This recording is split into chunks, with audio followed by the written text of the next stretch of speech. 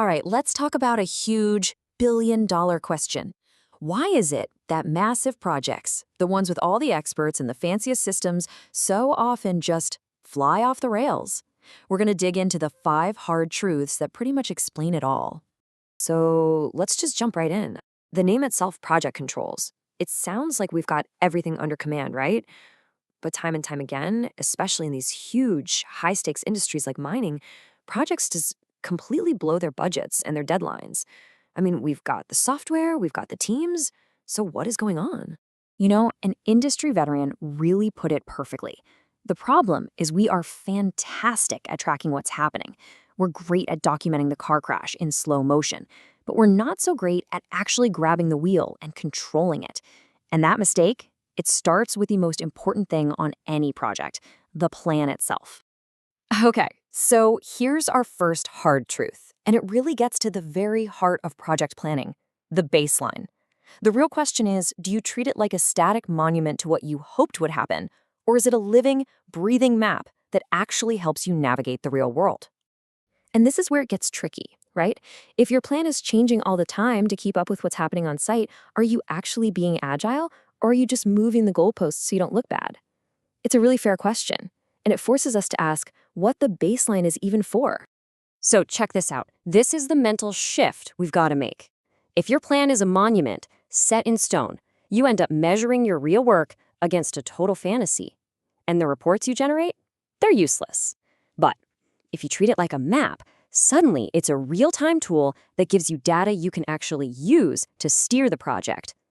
At the end of the day, a baseline that's totally out of date isn't a sign of discipline. It's just hope disguised as data.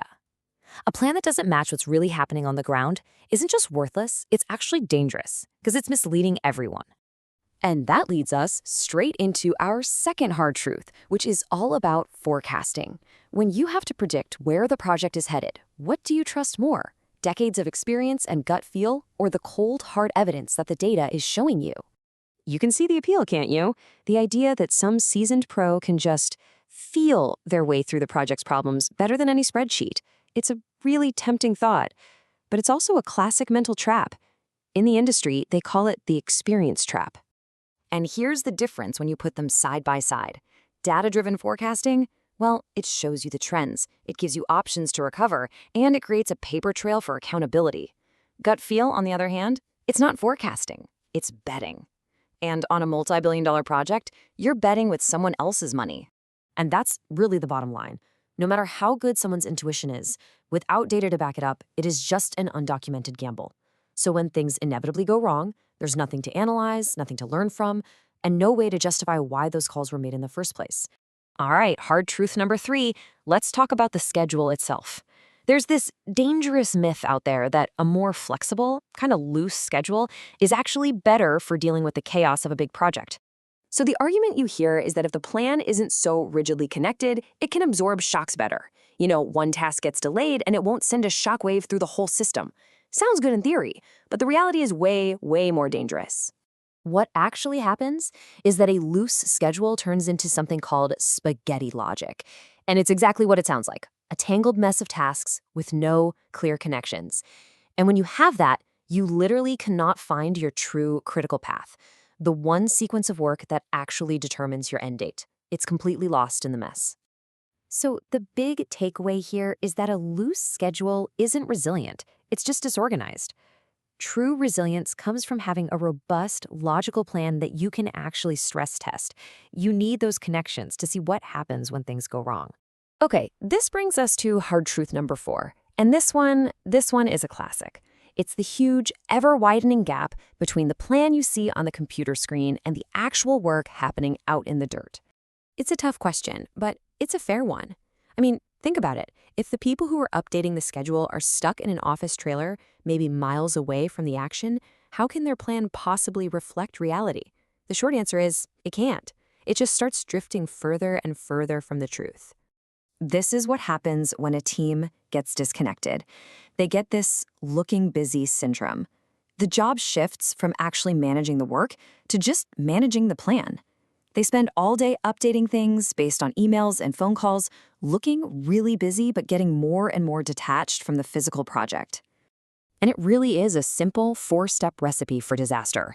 You update the schedule from secondhand info, you never actually walk the site to see for yourself, you verify nothing, and before you know it, you're not producing a project plan, you're producing a very, very expensive piece of fiction.